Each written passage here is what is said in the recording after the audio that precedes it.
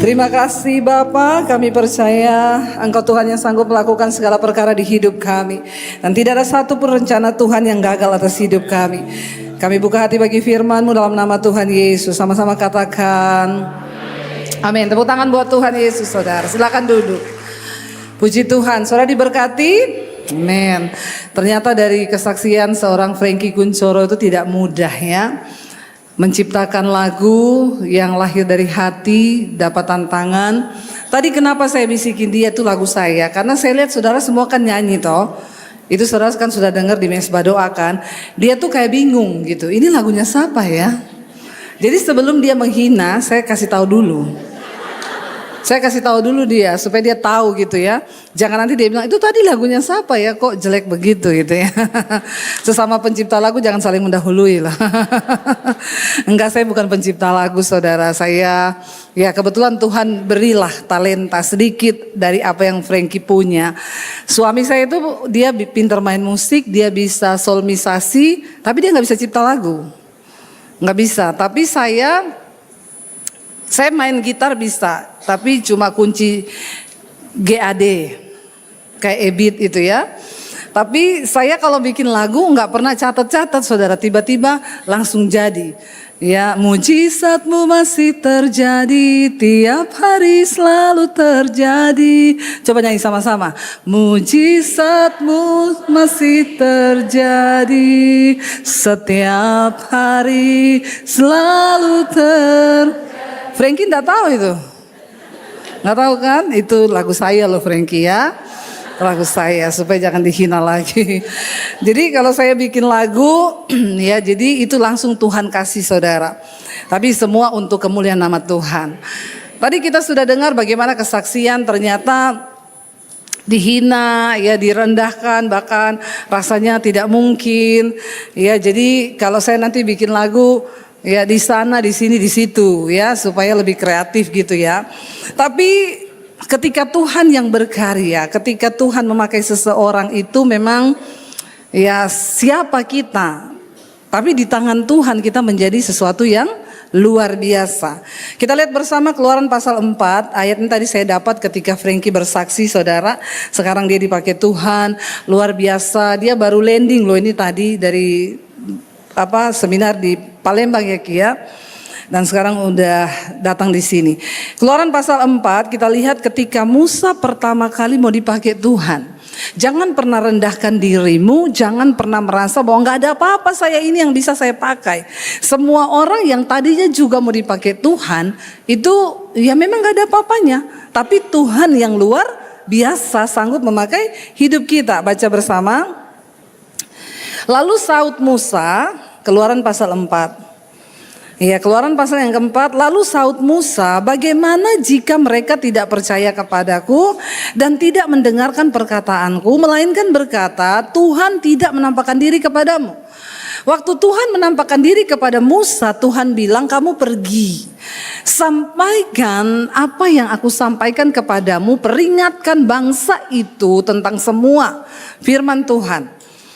Dan ketika itu Musa bilang sama Tuhan begini, Tuhan bagaimana kalau mereka tuh tidak percaya bahwa aku ini dipilih oleh Tuhan. Bagaimana kalau mereka tidak percaya bahwa aku ini disuruh oleh Tuhan untuk menyampaikan firman Tuhan. Sering kali saudara, bahkan Musa meragukan dirinya sendiri. Dia bilang kalau orang menolak aku, kalau orang bilang aku tidak disuruh Tuhan, kalau orang bilang Tuhan gak pilih aku. Lalu firman Tuhan berkata begini saudara. Apakah yang ada di tanganmu itu ya? Tuhan berfirman kepadanya, apakah yang ada di tanganmu? Ketika Tuhan memakai seseorang, Tuhan gak pernah minta banyak. Kamu punya apa dulu? Kasih tahu gini. Aku punya 1, 2, 3 karunia talenta banyak. Waktu itu Tuhan tanya sama Musa, apa yang ada di tanganmu? Lalu Musa cuma jawab apa? Tongkat. Firman Tuhan, lemparkanlah itu ke tanah, dan ketika dilemparkan ke tanah maka tongkat itu menjadi ular sehingga Musa lari meninggalkannya. Tuhan mau kasih satu peneguhan, satu kuasa. Apa yang kau pegang hari ini, waktu itu ada dalam panggilanku. Waktu aku memilih engkau, sesuatu yang menurutmu biasa bisa menjadi luar biasa. Tadinya itu hanya sebuah tongkat di tangan Musa dan ya tidak berfungsi apa-apa, hanya untuk menggembala, hanya untuk ya dipakai untuk melindungi diri. Tapi ketika itu ada di tangan Tuhan, apa yang ada padamu? Tuhan gak pernah tanya apa yang gak ada pada kita, saudara. Untuk bisa dipakai Tuhan, hari-hari ini saudara, saya menghimbau dan mohon kepada saudara, kita ada di hari-hari yang terakhir. Mari kita ini berkata, Tuhan pakai hidupku. Dan Tuhan gak pernah tanya apa yang gak ada sama kita. Yang Tuhan tanya apa yang kamu punya. Hari ini apa yang saudara punya di tangan saudara. Saya yakin saudara pasti punya sesuatu di tangan saudara yang hari ini saudara pegang. Amin. Apa itu? Ya mungkin karunia, ya mungkin ya suaramu, ya mungkin tongkat atau apalah yang saudara punya hari ini. Dan Tuhan sanggup memakai itu. Saudara, kita ada di penghujung akhir zaman. Kita mendengar hari-hari ini begitu banyak berita-berita baru memasuki tahun 2025. Ya sudah ada kebakaran, sudah ada ini, sudah ada itu. Ya, dan kita melihat saudara bahwa kekayaan, uang, sesuatu yang kelihatannya bernilai ternyata hari-hari ini bisa hilang dalam sekejap. Ya, bayangkan kebakaran yang terjadi di LA, berapa rumah yang dibangun triliunan loh saudara, habis dalam sekejap. Saya lihat videonya itu artis-artis pergi ke situ ngambil piala-piala mereka yang mereka dapat itu sudah berdebu-debu, di antara tumpukan debu diangkat begini. Betapa fananya hidup ini. Kita juga mendengar berita di Jakarta ya beberapa waktu yang lalu, glodok kebakaran. Saya semua yang terjadi di sekeliling kita itu bisa kita pakai untuk introspeksi diri. Untuk kita merenung. Mereka waktu itu tidak tahu kalau mereka akan mati kan malam itu. Kalau mereka tahu mereka ke situ untuk mati, pasti mereka tidak ke situ. Betapa singkatnya hidup. Saya cuma mau bilang buat kita hari ini, kemana saudara pergi hari-hari ini, hati-hati dengan langkah kakimu loh. Karena kau nggak tahu, siapa tahu kau pergi di situ dan di situ kau mati. Dan di mana kita mati itu penting loh di mata Tuhan. Saudara mati di gereja lagi ibadah gini masuk surga enggak? Belum tentu. Kalau tidak bertobat, ya.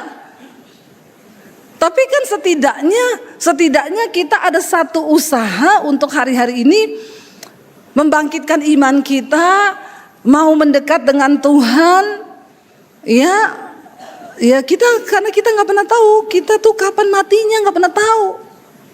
Cuma ngeri aja gitu ya lihat video-video yang beredar, teriakan mereka ketika di glodok itu sudah nggak bisa keluar, kena asap semua, dan mereka teriak ya tolong aku mau mati itu ngeri loh saya mendengar itu. Ya, dan mungkin mereka sudah melupakan nama Tuhan karena nggak ada satupun yang berseru kepada Tuhan. Saya dengar di video itu, nggak ada satupun yang Tuhan Yesus ampuni aku, tolong aku, nggak ada. Mungkin udah nggak sempat saudara. Kalau hari ini kita masih ada dalam keadaan yang baik, kita dikasih kesempatan Tuhan hidup. Ayo pergunakan waktumu untuk melakukan sesuatu bagi kepentingan Tuhan, amin. Jangan buang waktu. Makanya kenapa saya setiap kali khotbah sudah mau kiamat masih banyak orang pergi ke dugem. Ya ngapain saudara pergi ke dugem begitu dunia gemetar. Getar-getar di situ begini sudah ngapa coba? Ya kalau orang bilang cari hiburan, udah gitu ada di berita bahwa di situ ada seorang suami yang juga meninggal. Iya, semoga dia sempat bertobat. Dia alasan sama istrinya lembur malam itu. Hati-hati bapak-bapak. Hati-hati karena Tuhan itu mendengar doa orang yang teraniaya. Kalau istri merasa teraniaya dengan suami pulang tengah malam ngomong lembur, doanya menembus langit loh.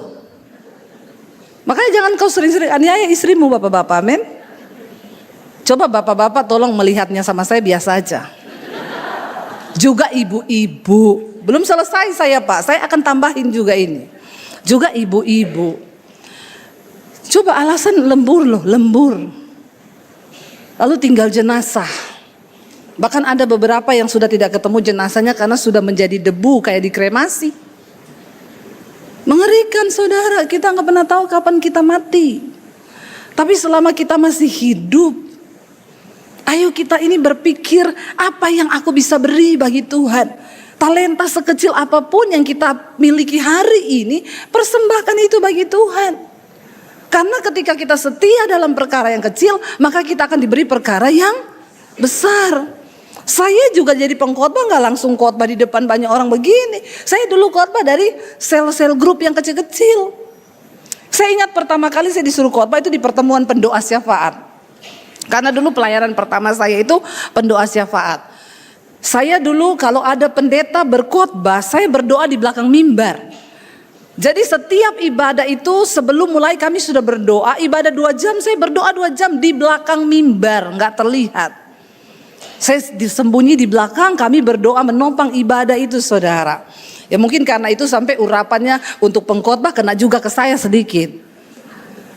Jadi satu kali kami di pertemuan pendoa, saya sudah dijadwal nanti minggu depan pertemuan pendoa syafaat, Debbie yang khotbah. Saya waktu itu baru bertobat. Karena saya pikir supaya khotbah saya bagus ini, saya mau meniru pengkhotbah yang bagus. Saya ingat dulu kan belum ada handphone, belum ada YouTube. Dulu saya masih nonton RCTI itu di Poso pakai parabol itu saudara. Jadi saya dengerin khotbahnya Gilbert, Pak Gilbert. Lalu saya catat saudara poin-poinnya. Saya catat semua, saya bilang saya mau khotbah minggu depan pakai khotbahnya Pak Gilbert. Supaya semua gini, wow khotbahnya bagus. Karena saya meniru khotbahnya Gilbert, tinggal hafalin aja. Haleluya, haleluya, haleluya. Sudah persis sama kan? Jadi saudara ketika sudah mendekati hari, saya sudah latihan tuh di rumah. Poin-poinnya saya latihan, saya ini, saya itu. Pokoknya sudah, wah saya dalam hati mantap nih khotbahnya. Waktu sudah puji-pujian, saya buka terus, saya catat itu di buku catatan khotbah saya. Saya tuh bukan catatan khotbah, catatan renungan. Setiap kali saya baca Alkitab, kalau pagi saya dapat apa dari ayat itu kan saya catat. Poin yang saya dapat pagi ini baca misalnya, tetaplah bersyukur. Tuhan menyuruh saya untuk tetap bersyukur karena bersyukur itu mengandung kuasa gini. Itu renungan pribadi saya. Lalu ketika sudah mendekati mau khotbah, tiba-tiba Roh Kudus bicara sama saya gini. Kamu mau khotbahnya Gilbert supaya dibilang bagus. Kurangkah setiap hari kamu membaca Alkitab? Kurangkah hikmat dari Roh Kudus, Rohku yang aku beri padamu yang kamu catat di bukumu itu? Emang itu kurang sampai kamu harus meniru khotbah seorang hamba Tuhan yang kamu hafal sampai titik komanya supaya kamu dibilang bagus khotbahmu? Tuhan bilang karena aku tidak tertarik dengan khotbah yang bagus, tapi lebih kepada pengalaman pribadimu yang kamu dapat. Yaitu bagus karena itu pengalaman pribadinya Pak Gilbert, bukan pengalaman pribadimu. Lalu ini sudah mau mendekati khotbah nih saudara. Saya dalam hati saya, kenapa juga Roh Kudus ngomong begini ya? Udah aman-aman saya hafal di luar kepala itu. Terus tiba-tiba saya jadi kacau saudara. Tapi suara itu terus kuat dalam hati saya. Buka catatan buka renunganmu yang setiap hari itu kau dapat. Cari dari situ. Lalu saya buka saudara catatan saya renungan. Ya ini sampaikan ini. Akhirnya saya cepat-cepat, Tuhan ampuni saya Tuhan, urapi aku Roh Kudus, aku percaya perkataan hikmat yang daripadamu akan engkau sampaikan dalam nama Tuhan Yesus. Aku menyampaikan apa yang aku alami bersama Tuhan, amin. Tiba-tiba, iya kami persilakan Debbie untuk membawa renungan. Lalu saya bilang, ini saudara saya dapat dari renungan pribadi saya. Tuhan bicara beberapa waktu lalu lewat ayat ini. Saya sampaikan mengalir begitu aja. Selesai itu mereka semua gini. Terima kasih loh ya Deb. Kita diberkati Tuhan loh, khotbahnya luar biasa. Itu Tuhan saudara. Jadi kita gak perlu mencontoh orang lain. Ya, saudara nggak perlu mencontoh Frankie Kuncoro sampai nanti bikin lagu yang mirip-mirip lagunya dia ya, cuma dirubah. Ku yakin kau hadir di situ. Ku rasakan kuasa yang ada di sana. Nggak usah. Ya, jadilah diri kita sendiri sebab Tuhan tanya apa yang ada di tanganmu. Lalu Musa jawab tongkat Tuhan. Tiba-tiba tongkat itu berubah menjadi ular. Sesuatu yang biasa di tangan kita, waktu dalam panggilan Tuhan bisa menjadi sesuatu yang luar biasa. Kenali talentamu, karuniamu supaya ketika Tuhan datang, kita ini mempersembahkan sesuatu pada Tuhan. Dikatakan di sana lalu, tetapi firman Tuhan kepada Musa ayat 4, ulurkanlah tanganmu dan peganglah ekornya. Musa mengulurkan tangannya, ditangkapnya ular itu lalu menjadi tongkat di tangannya. Yang tadinya tongkat jadi ular, dipegang jadi tongkat lagi. Di situ Musa baru merasa bahwa oh ternyata sesuatu yang luar biasa bukan berasal dari diri kita, tetapi dari kuasa Tuhan.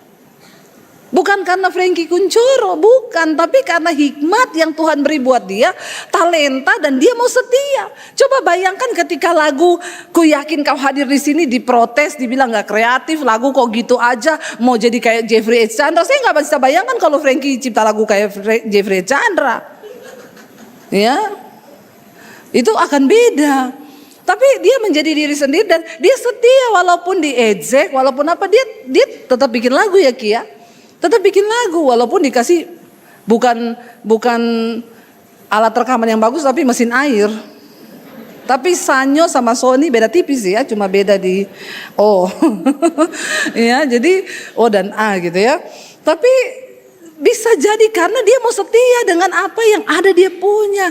Dia setia dengan perkara yang kecil, dia terus. Coba kalau dia matikan, iyalah gak usah cipta-cipta lagu lah, buktinya juga orang gak suka gitu ya. Tapi ternyata setelah dia setia, saudara pernah gak nyanyi lagu itu dan saudara meneteskan air mata? Pernah? Apalagi kalau besok mau jatuh tempo toh. Nyanyi itu gerak banget ya. Ku yakin kau hadir di sini gitu ya. Ku rasakan kuasa yang tak terbatas, besok jatuh tempo nih Tuhan. Jadi saya yakinlah kita mengalami pengalaman pribadi lewat lagu-lagu yang diciptakan ya. Sekali Yesus, selamanya Yesus. Saudara pernah nangis gak waktu itu nyanyi lagu itu? Saya sering nangis saudara nyanyi lagu itu.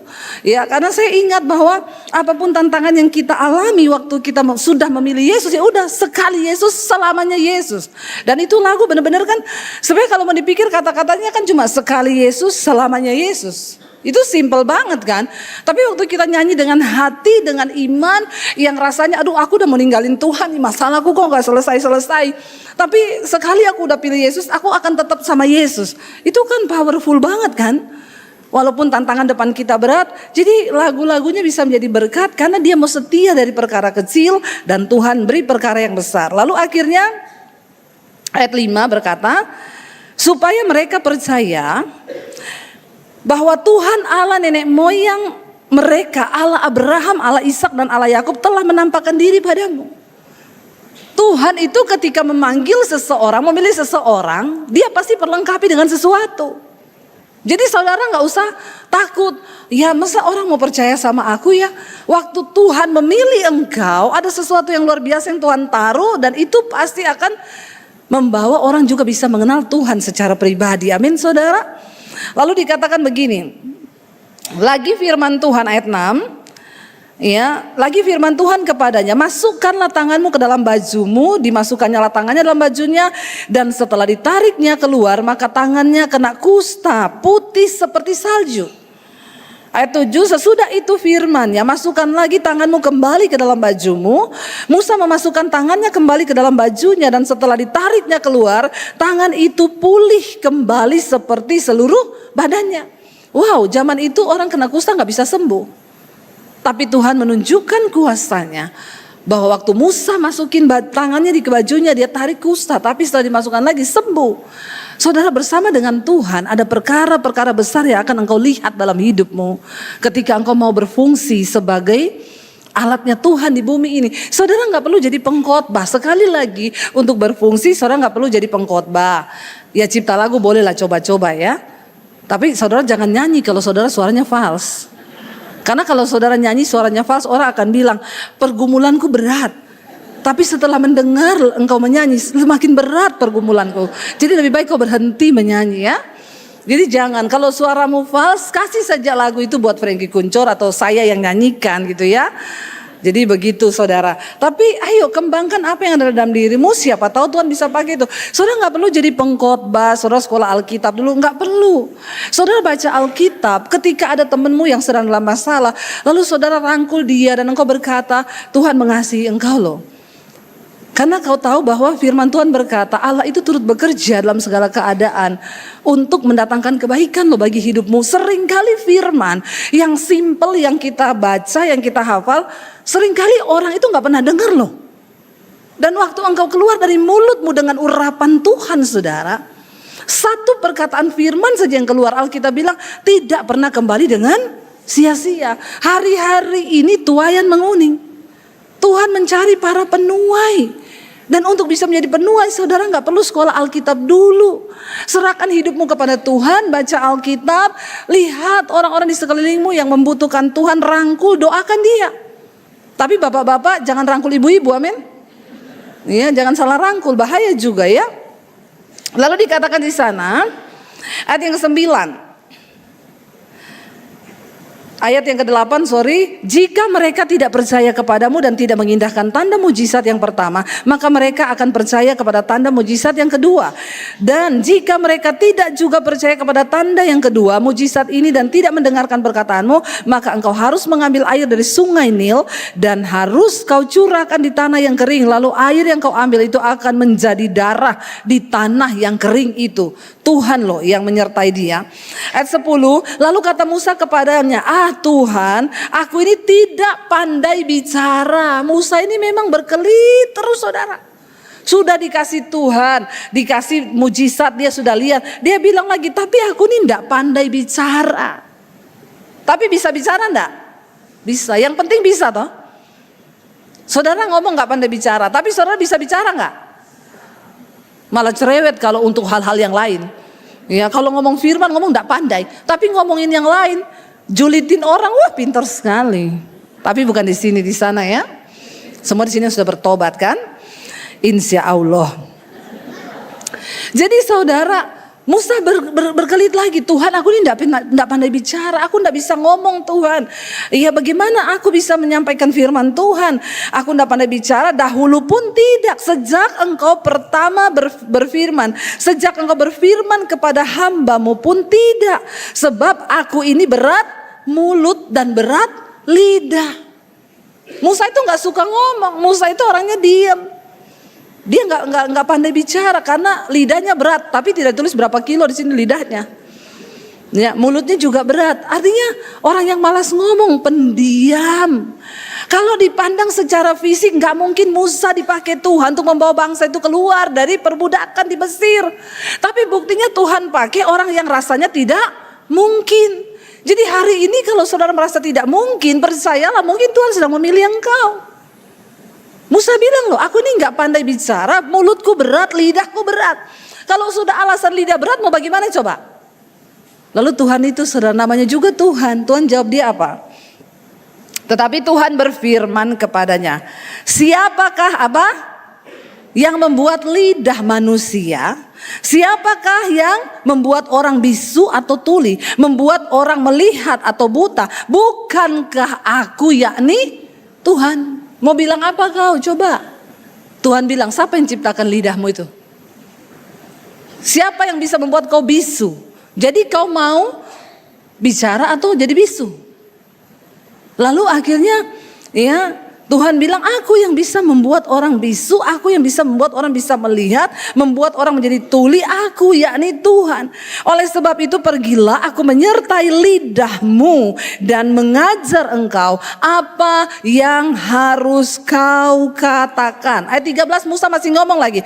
Tetapi Musa berkata, Tuhan, utuslah kiranya siapa saja yang patut kau utus.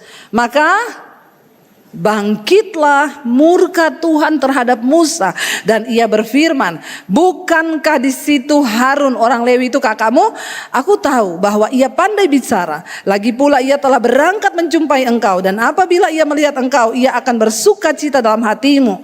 Maka engkau harus berbicara kepadanya dan menaruh perkataan itu ke dalam mulutnya. Aku akan menyertai lidahmu dan lidahnya dan mengajarkan kepadamu apa yang harus kamu lakukan.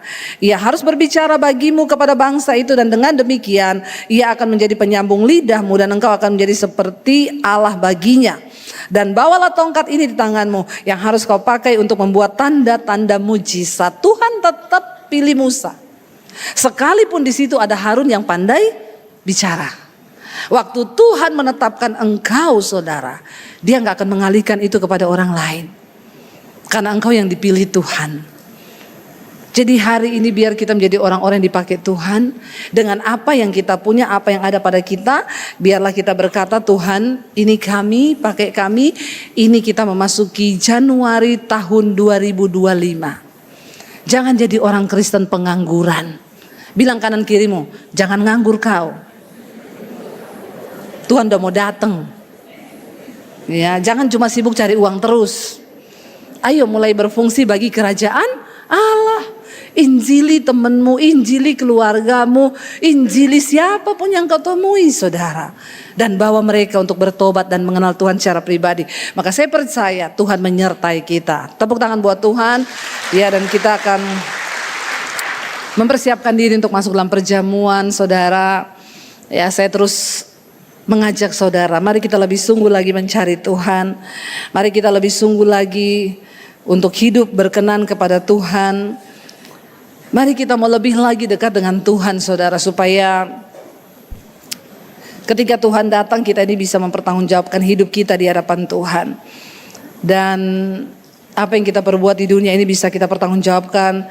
Sebab ingat, satu saat kita semua akan berdiri di hadapan tahta pengadilan Kristus. Dan itulah yang akan membawa kita kepada perkenanan Tuhan. Bangkit berdiri bersama, kita siapkan diri untuk perjamuan. Saudara yang belum dapat, saudara boleh mengangkat tangan atau menghubungi pengerja di belakang. Terima kasih Tuhan, kami tahu apa arti hidup kami jika tanpa salib Kristus. Apa arti hidup kami Tuhan jika Engkau tidak mati bagi kami. Kami bersyukur buat pengorbanan-Mu Tuhan. Terima kasih Yesus. Salib-Mu membuka mataku, betapa berharga nilai diriku.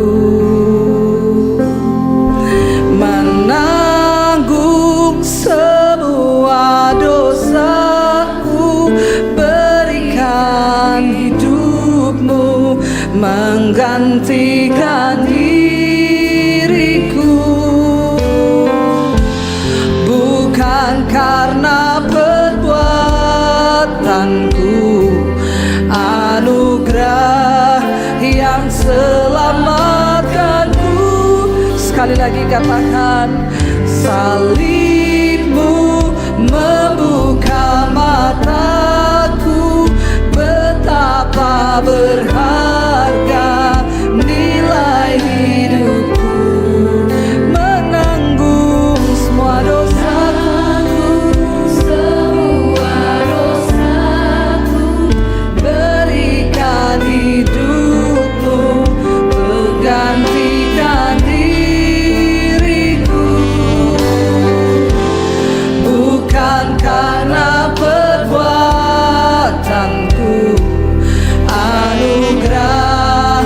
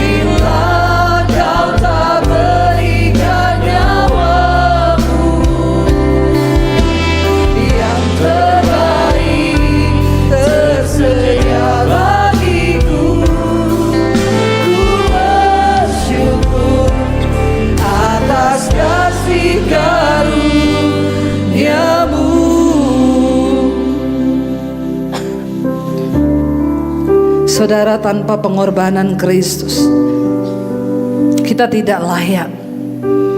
Bersyukur buat kematiannya di atas kayu salib.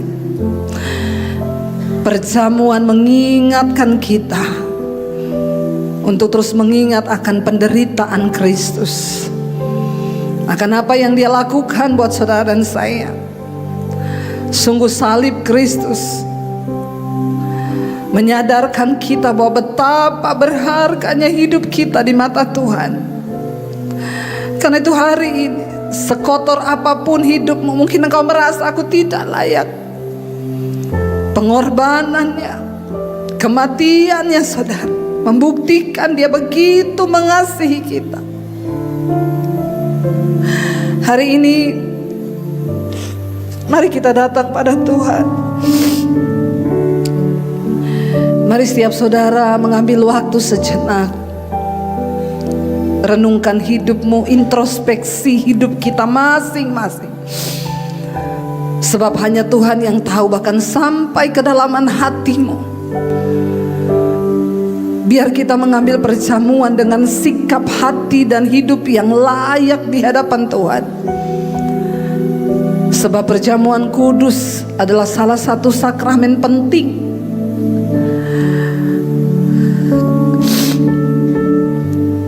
Saya beri saudara waktu untuk introspeksi diri dengan Tuhan.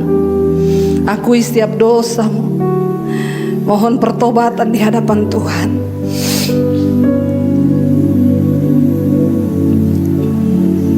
Ini hidup kami Tuhan.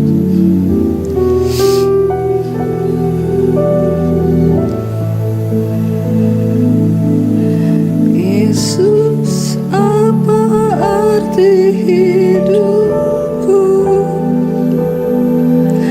bila Kau tak berikan nyawamu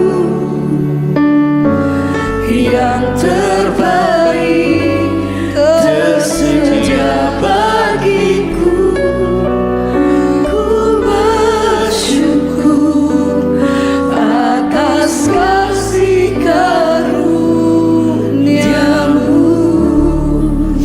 Kami bersyukur Tuhan atas kasih karunia-Mu dalam hidup kami, sehingga Engkau pilih kami, Engkau selamatkan kami. Tidak peduli berapa buruk masa lalu kami, tapi Tuhan menganggap kami berharga. Dan karena itu malam ini Tuhan, dengan segala keberadaan di hidup kami datang di hadapan Tuhan. Kami mohon Tuhan layakkan setiap kami dengan sikap menghormati Tuhan. Kami mengangkat perjamuan. Mari angkat roti di tangan kananmu saudara. Tubuh yang diserahkan dan terpecah bagi kita. Tubuh yang tercabik oleh cambuk, yang menanggung segala dosa, pemberontakan, kedagingan kita, yang dihancurkan di dalam pengorbanan Kristus.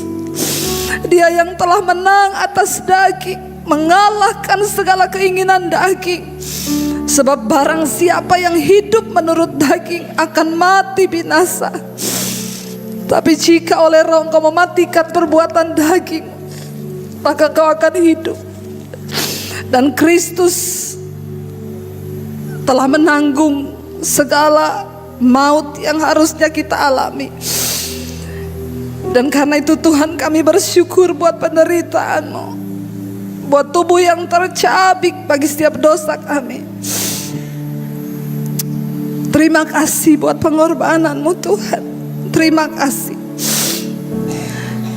Sebab apa yang telah kuteruskan kepadamu telah ku terima dari Tuhan, Yaitu bahwa Tuhan Yesus pada waktu malam Ia diserahkan, Dia mengambil roti, dan sesudah itu Ia mengucap syukur atasnya dan memecah-mecahkannya dan berkata, inilah tubuhku yang diserahkan bagi kamu. Perbuatlah ini menjadi peringatan akan aku. Saudara, bukankah roti yang ada di tanganmu itu adalah tubuh Kristus yang terpecah bagimu? Dengan iman terima itu dan makan di dalam nama Tuhan Yesus. Terima kasih Tuhan. Terima kasih Bapa. Mari angkat tangan kanan cawan ini tinggi. Darah yang mengalir dari tubuhmu Tuhan, darah perjanjian yang dimateraikan bagi setiap kami. Darah yang memutuskan kutuk maut, darah yang memutuskan kutuk kematian, darah yang memutuskan kutuk kemiskinan, kutuk sakit penyakit, darah yang memperdamaikan kami dengan Tuhan. Ajar kami menghormati pengorbananmu Yesus. Terima kasih buat pengorbananmu yang menyucikan dan menguduskan hidup kami, agar kami tidak bermain-main dengan dosa, supaya kami tidak binasa. Sebab barang siapa yang sudah menerima percikan darah Kristus tetapi dengan sengaja terus berbuat dosa, maka tidak ada lagi darah untuk pengampunan dosanya. Karena itu kami Tuhan menghormati darah Kristus ini, dan kami percaya darah ini berkuasa menyembuhkan setiap penyakit kami. Darah ini berkuasa mematahkan setiap kutuk atas hidup kami. Bahkan darah ini tercurah bagi keluarga kami yang belum mengenal Engkau Tuhan. Kami percaya darah ini tercurah buat keluarga kami yang belum mengenal Tuhan, buat anak-anak kami yang jauh dari Tuhan, buat bangsa ini Bapa, darah-Mu tercurah Tuhan. Kami berdoa biar darah ini juga Tuhan boleh menyelamatkan keluarga besar kami Bapa, sehingga keselamatan itu juga sampai kepada mereka. Terima kasih buat darah-Mu Tuhan. Demikian juga Ia mengambil cawan sesudah makan, lalu berkata, cawan ini adalah perjanjian baru yang dimateraikan oleh darahku. Perbuatlah ini setiap kali kamu meminumnya menjadi peringatan akan aku. Saudara, bukankah cawan yang ada di tanganmu ini adalah perjanjianmu dengan darah Kristus? Terima itu dan minum dalam nama Tuhan Yesus. Terima kasih Tuhan, bersyukur. Terima kasih Yesus. Kami bersyukur Tuhan buat darah-Mu Yesus. Terima kasih Bapa. Terima kasih untuk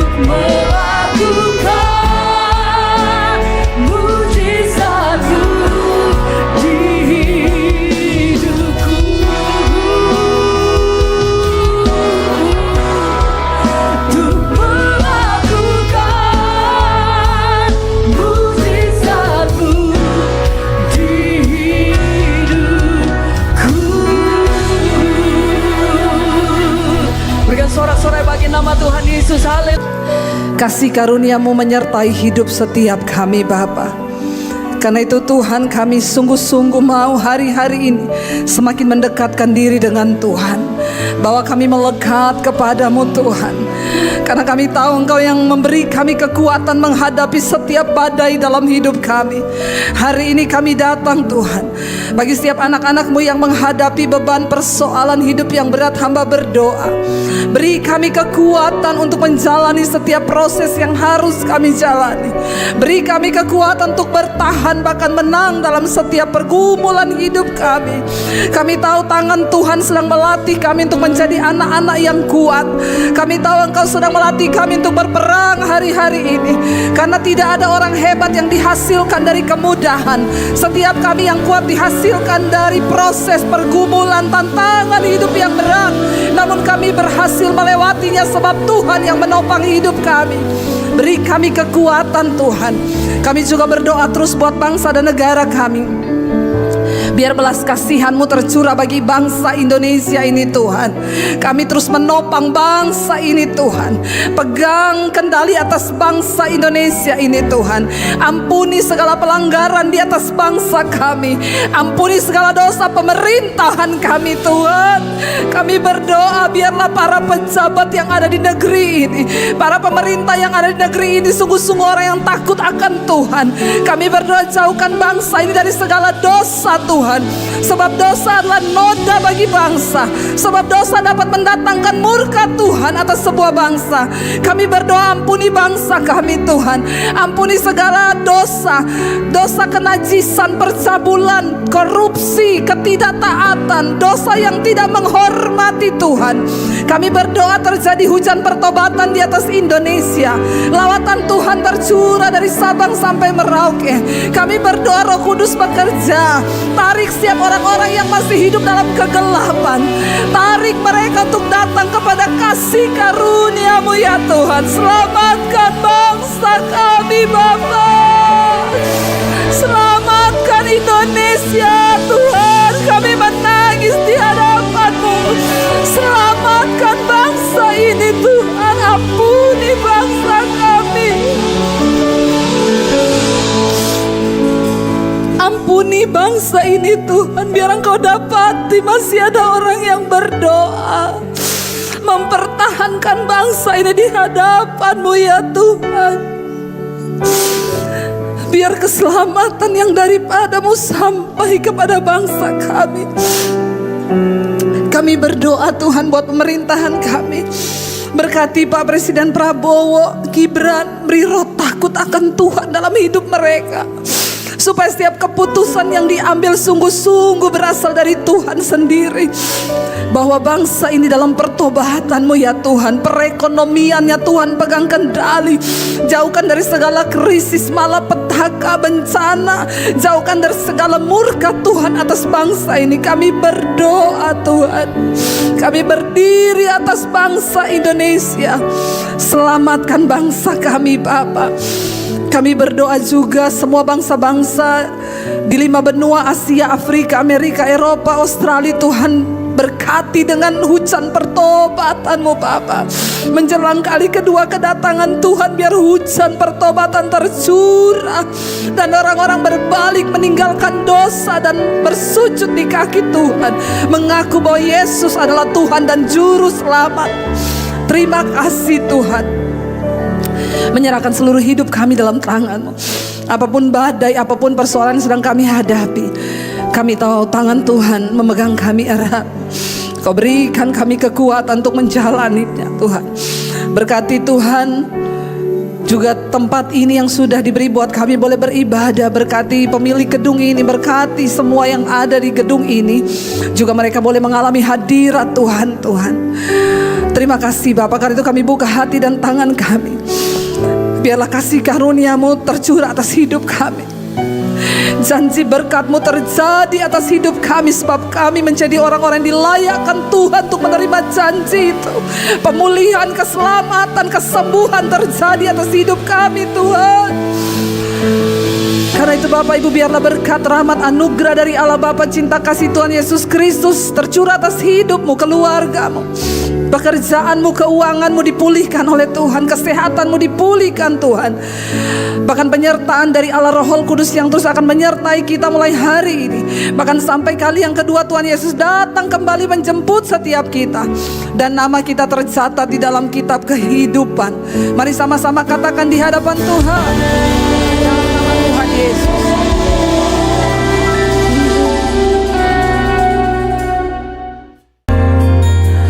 Kau yang pegang tanganku, Kau yang sentuh hatiku. Selamanya ku cinta Kau Yesus, selamanya ku menyembah-Mu. Kau yang pegang